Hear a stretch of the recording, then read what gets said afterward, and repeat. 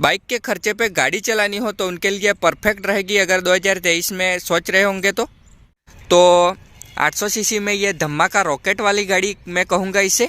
तो मुझे सबसे ज़्यादा नेगेटिव पॉइंट इसमें यह भी लगता है कि ये अल्टो 800 के जो साइड तो क्या छोटी गाड़ी है और कम प्राइस में हमें इसमें सेफ्टी फीचर क्या क्या मिलेंगे। तो hello everyone, welcome back to my YouTube channel. I hope आप सब बढ़िया होंगे और बढ़िया ही होने चाहिए। तो आज हम बात करने वाले हैं 2023 में अल्टो 800 आपको परचेस करनी चाहिए या नहीं। तो बिना देरी किए वीडियो शुरू करते हैं। तो अभी तक मैंने इस गाड़ी को पूरा 10,000 किलोमीटर चला दिया है, तो मेरा अच्छा खासा इस गाड़ी को लेकर एक्सपीरियंस है। तो बेसिकली आज मैं इस गाड़ी के बारे में कुछ पॉजिटिव पॉइंट बताने वाला हूँ और कुछ नेगेटिव पॉइंट बताने वाला हूँ।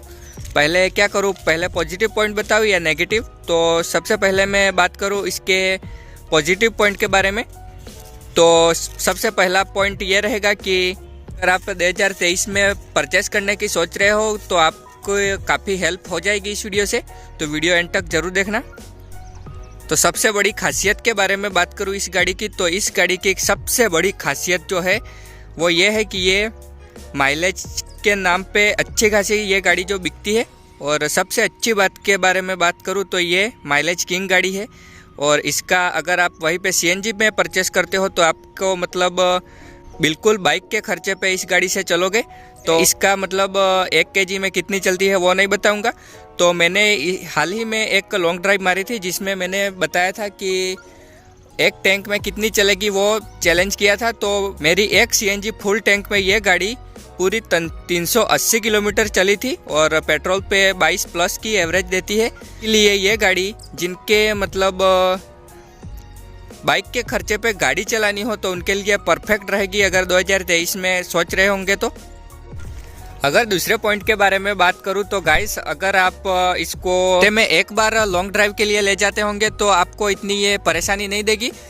अगर आप डेली टू डेली ज़्यादातर सिटी में ही चलते हो तो आप इसको कंसीडर कर सकते हो। और अगर आपको इसको कम से कम एक बार हाईवे ड्राइव के लिए जाओगे तो आपकी फैमिली में 5 मेंबर भी होंगे तो भी आपको ये गाड़ी परेशानी नहीं देगी। और इसके इंजन के ऊपर भी हम आगे बात करने वाले हैं, तो वीडियो स्किप मत करना। तो आप बढ़ते हैं अगले अपने तीसरे पॉइंट की तरफ, जो कि इसका ड्राइविंग परफॉर्मेंस कैसा है। अभी तक मैंने हालांकि 10,000 किलोमीटर चला दिया है, तो इसका ड्राइविंग एक्सपीरियंस मैं अच्छा खासा आपको बता सकता हूँ। तो सबसे पहले गाइस मैं बता दूं कि ये मैं जो रिव्यू कर रहा हूँ ये अपना सीएनजी का भी है, तो दोनों का मिक्स रहेगा। तो ड्राइविंग परफॉर्मेंस के बारे में बात करूँ तो ये गाड़ी पेट्रोल में 47 bhp और वहीं पे सीएनजी पे 40 bhp पावर जनरेट करता है। और वहीं पे इसका जो है जी में 7 bhp कम हो जाता है। लेकिन आप कंपनी फिटेड सीएनजी गाड़ी परचेस करोगे आपको कप में जरा सा भी फर्क महसूस नहीं होगा कि आप पेट्रोल गाड़ी चला रहे हो या फिर सीएनजी में चला रहे हो। आपको दोनों का मेल अच्छा खासा मिलेगा और आप ड्राइविंग में अच्छा खासा चला भी लोगे। आपको ड्राइविंग में इतनी बड़ी प्रॉब्लम नहीं आएगी अगर आप सीएनजी गाड़ी कंपनी फिटेड लेते हो तो। अब चौथे पॉइंट के बारे में बता दूं तो गाइज, भले ही ये हैचबैक में सबसे कम प्राइस में और सबसे छोटी गाड़ी यही कहलाती है, तो क्या छोटी गाड़ी है और कम प्राइस में हमें इसमें सेफ्टी फीचर क्या क्या मिलेंगे तो वो मैं बता दूं। तो आपको इसमें आगे के टायर में डिस्क ब्रेक मिलेगी और पीछे के टायर में ड्रम ब्रेक्स और 2 एयरबैग्स। और इसका सेफ्टी रेटिंग के बारे में बता दूं तो इसका सेफ्टी रेटिंग जो है क्रैश टेस्ट में इसका सेफ्टी रेटिंग 0 आया है। हालांकि ऐसी छोटी गाड़ी होती है उनको आपको कम से कम 70-80 लास्ट से लास्ट 90 तक ही चलाना चाहिए। तो हालांकि गाइस रिव्यू करते करते काफ़ी मतलब अंधेरा भी होने को आया है अभी तो वहीं पे इसका मैं 5th पॉजिटिव पॉइंट के बारे में बता दूं तो इसका एसी, जो कि मैं इस सेगमेंट में कई सारी गाड़ियाँ आती है जो कि आप मान लो 1000 सीसी की गाड़ी कोई भी ले लो और इसके अल्टो 800 सीसी के इंजन के हिसाब से इसका एसी मतलब खतरनाक है। आपको अगर आप कितनी भी गर्मी हो तो भी आपको ये 2 से 3 मिनट में पूरा का पूरा केबिन जो है अच्छा खासा ठंडा भी कर देता है। और आपको इतनी इसके एसी से तो कोई प्रॉब्लम या शिकायत नहीं होगी। और तो अब बात करते हैं अपने 6 पॉइंट के बारे में, जो कि आपने कई बार सुना होगा कि अल्टो जो है में आपको स्पेस का दिक्कत होता है और इसमें आप अच्छे से बैठ नहीं पाते और लॉन्ग ड्राइव तो मार ही नहीं सकते, ऐसा आपने सुना होगा। तो वो गाइस क्या होता है कि जिनके पास ज्यादा पैसे होते हैं उनको मतलब कोई भी गाड़ी छोटी होगी वो उनको अनकंफर्टेबल ही लगेगी। तो अगर आप मिडिल क्लास से होंगे तो आप कैसे पैसे जोड़ के गाड़ी लेते हो वो सिर्फ आप ही जानते हो। तो आप इसमें कम से कम स्पेस को लेकर आप 5.5 फीट के भी होंगे या फिर 6 फीट के भी होंगे तो ड्राइविंग सीट पे तो आप अगर 6 फीट के होंगे तो आप 3 लोग आराम से ट्रेवल कर सकेंगे। अगर आपकी फैमिली में 5.5 तक ही है तो आप आराम से इसमें 5 लोग जो है घूम सकते हो। अभी मैं फिलहाल मैं अपनी सीट की बात करूं तो आप देख सकते होंगे कि ये देखिए यहाँ पे मेरा घुटन भी जो है टच नहीं कर रहा है। तो मैं अभी ये मेरे अकॉर्डिंग सीट सेट है, तो मैं अभी आपको पीछे लेकर चलता हूँ और पीछे का कैसा स्पेस है वो भी दिखा देता हूँ अभी। तो गाइज आप पीछे की स्पेस देख सकते होंगे कि मैं 5.5 फीट का हूँ और मेरे अगली सीट मेरे अकॉर्डिंग सेट थी और पीछे भी अगर 5.5 फीट का बैठता है तो आप देख सकते होंगे कि मैं कितनी मस्त तरीके से बैठा हूँ और स्पेस भी देख सकते होंगे कि इतना बच रहा है फिर भी, और मैं टांगे भी अच्छे खासी फैलाकर बैठ सकता हूँ। गाइस अगर आप 5.5 फीट के भी होंगे तो भी आपकी फैमिली आराम से इसमें घूम सकती है। इसमें आपको स्पेस को लेकर इतनी प्रॉब्लम नहीं आएगी। अगर आपकी फैमिली 5.5 फुट से लेकर कोई भी 6 फुट का भी होगा तो भी आपको इतनी परेशानी नहीं आएगी इसमें। तो अच्छाई की बात तो काफी हो चुकी गाइस। अब इस गाड़ी के नेगेटिव भाग के बारे में बात करता हूँ। तो सबसे पहले मैं नेगेटिव के बारे में बात करूँ तो मैं सबसे पहले इसमें इंक्लूडेड करना चाहूँगा सबसे पहला पॉइंट, जो कि मैं इसमें स्पेस को लेकर करूँगा। तो सोच रहे होंगे कि पहले पॉजिटिव में स्पेस को लेकर अच्छा बताया और नेगेटिव में भी क्यों। तो अगर आपकी फैमिली में 6 फुट के लोग होंगे तो आप इसमें सिर्फ 3 लोग ही घूम सकते हो। वो भी अगर 6 फुट के आगे बैठ जाएंगे तो पीछे वाले को बैठने में काफ़ी परेशानी होगी। तो इसीलिए ये मैं नेगेटिव पॉइंट भी गिनता हूँ और पॉजिटिव पॉइंट भी गिनता हूँ। हालांकि आप देख सकते होंगे कि अल्टो मतलब कॉम्पैक्ट साइज होती है इसकी, तो आप इसमें ज़्यादा स्पेस का वो भी मांग भी नहीं सकते इससे। और वहीं पे अगर मैं दूसरे प्रॉब्लम के बारे में बात करूँ, इसमें गाइस ले और दूसरे गियर में कैबिन नॉइस आता है। तो अगर आपके गाड़ी में म्यूजिक सिस्टम ऑन होगा तो आपको इतना कैबिन नॉइस के बारे में पता नहीं चलेगा, लेकिन आपकी गाड़ी में म्यूजिक सिस्टम ऑन नहीं है तो आपको कैबिन नॉइस इसमें ज़रूर सुनाई ही देगा कि आप मतलब इतने परेशान भी नहीं होगे, वो नॉर्मल सा ही सुनाई देता है। अगर आप डैम्पिंग करवा लेते हो तो आपको अंदर जरा सी भी नॉइस नहीं आएगी।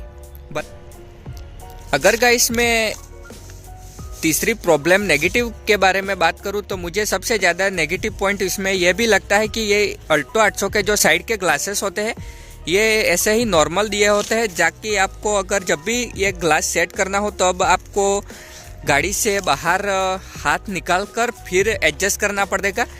और सबसे ज़्यादा दिक्कत तो ये लेफ्ट साइड वाला मिरर जो देता है, जो कि आप कब तक मतलब सेट करते रहोगे या फिर आप साइड में बैठा होगा उसको कब तक बोलते रहोगे कि ऐसा कर, ऊपर कर, नीचे कर।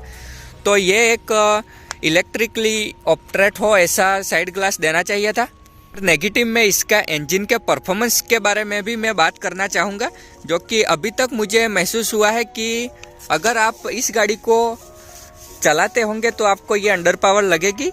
कब लगेगी? अगर आप इससे पहले 800 सीसी के ऊपर का कोई इंजन चला कर आ रहे होंगे तब।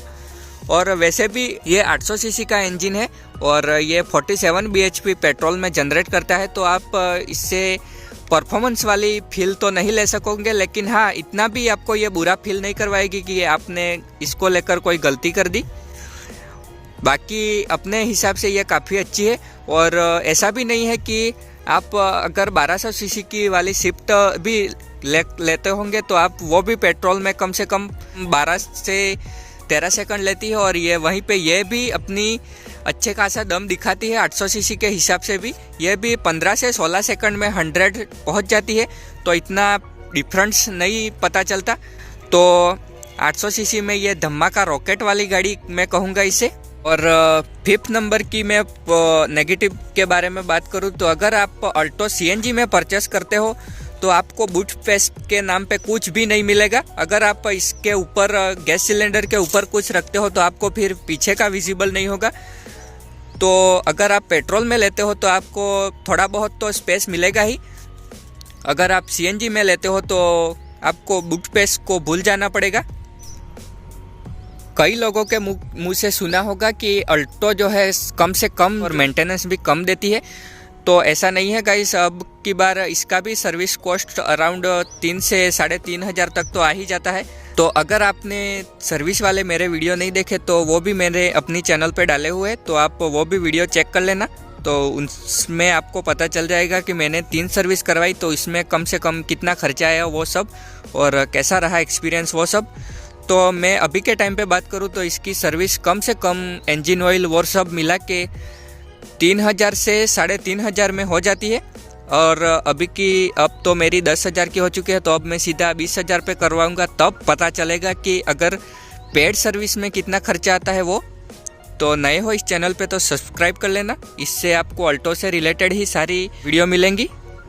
तो गाइस अभी फ़िलहाल वीडियो बनाते बनाते रात भी हो चुकी है, तो इसकी वजह से जो है फ्लैश लाइट का इस्तेमाल करना पड़ रहा है अभी। तो अपनी नेगेटिव बात में अगर पॉइंट नंबर 7 के बारे में बात करूँ तो अगर हम कोई भी हैचबैक गाड़ी लेते हैं तो ज़्यादातर हमें इंस्ट्रूमेंट क्लस्टर यही मिलता है, और इसमें ना ही आरपीएम मीटर दिया होता है और ना ही इसमें आप कोई मतलब डिजिटल जैसा कुछ दिया होता है। हालांकि अब की बार जो अल्टो आ रही है वो 1000 सीसी में आ रही है, उसमें यह इंस्ट्रूमेंट क्लस्टर जो है डिजिटल आ रहा है। तो कम से कम थोड़े पैसे 5 से 10,000 ज़्यादा देकर बढ़ाकर वो हमें इसमें कम से कम साइड में आरपीएम मीटर तो दे ही सकते हैं। अच्छा तो ये होगा कि अगर कोई नए ड्राइवर है तो उनके लिए ये सही रहेगा, तो उनको कितने आरपीएम पे गियर चेंज करना है वो अच्छे से मालूम पड़ेगा, और वो अच्छे से फिर गाड़ी भी चलाएंगे और माइलेज भी अच्छा खासा निकाल पाएंगे। अब बात करते हैं पॉइंट नंबर 8 के बारे में, जो कि मुझे सबसे ज्यादा अभी तक नेगेटिव लगा है वो। तो ये पेडल्स के बारे में बात करूं तो जब मैंने ये गाड़ी परचेस की थी तब इतना मुझे प्रॉब्लम नहीं आ रहा था, लेकिन अब इसमें ये क्लच पे और ये रेस पेडल पे वाइब्रेशन आती है, जो कि थोड़ी बहुत आती है। अगर मैं स्नीकर्स पहन के चलाता हूँ, मतलब ऐसे चप्पल पहन के चलाता हूँ, तो मुझे वाइब्रेशन फील होती है, और वहीं पे अगर मैं जूते पहन के चलाता हूँ तो मुझे वाइब्रेशन का पता नहीं चलता। जब मैं तीसरी सर्विस करवाने गया था तब मैंने बताया था कि इसमें वाइब्रेशन की प्रॉब्लम आ रही है, तो उन्होंने बोला था कि हम ठीक कर देंगे। तो सर्विस करवा के फिर मैं वापस आ रहा था, तब मैंने को कम से कम मैंने गाड़ी 300 से 400 किलोमीटर चला दी। उसके बाद फिर से वाइब्रेशन आना शुरू हो गया, तो पता नहीं वो किस वजह से आ रहा होगा या। और एक नेगेटिव पॉइंट के बारे में मैं बता दूं कि गाइस मैंने जब ये गाड़ी परचेस की थी तब कंपनी बोलती है कि हम एसेसरी के बिना गाड़ी आपको नहीं देंगे। तो अब उन्होंने एक सिंगल डिन का ही म्यूजिक सिस्टम दिया था और ये आगे के 2 स्पीकर दिए थे। तो वो मतलब ये स्पीकर भी इतने खास नहीं है, जो कि मतलब आपको लगेगा कि क्या बजा रहा है, इससे अच्छा तो आप चुपचाप ही चले जाओ। मतलब ऐसे बेकार स्पीकर दिए थे, तो ये भी नेगेटिव पॉइंट के मैं गिनना चाहूँगा। मैंने फिर अपग्रेड करके ये अपना एंड्रॉयड स्टीरियो लगाया है और पीछे के 2 स्पीकर लगाए हैं, तो वो भी मैंने वीडियो डाला हुआ है। अगर आपने नहीं देखा तो वो भी मैं चैनल पे है, तो आप देख लेना गाइस। बाकी इस वीडियो को यहीं पे खत्म करते हैं गाइस, और आई होप कि आपको इस वीडियो से ये पता चल गया होगा कि हमें 2023 में अल्टो को परचेस करना चाहिए या नहीं, कि रनिंग थोड़ी कम है और आपको मतलब ज्यादातर सिटी में ही चलना है, तो आप आंख बंद करके इस गाड़ी को चला सकते हो। आपको ये मतलब अगर आप सीएनजी में भी परचेस करोगे तो आपको इसका माइलेज भी अच्छा मिलेगा। मेरी अल्टो को लेकर यही था गाइस मेरा एक्सपीरियंस। आई होप कि ये सब मैंने पॉइंट बताए नेगेटिव और पॉजिटिव, वो आपको 2023 में अल्टो को परचेस करने में काफी हेल्प मिलेगी ये पॉइंट से। तो बाकी इस वीडियो को यहीं पे खत्म करते हैं, और कुछ आपके माइंड में क्वेश्चन हो तो आप मुझे बता देना, तो उन पर भी मैं वीडियो बनाऊंगा। तो चलो इस वीडियो को यहीं पे खत्म करते हैं फिर।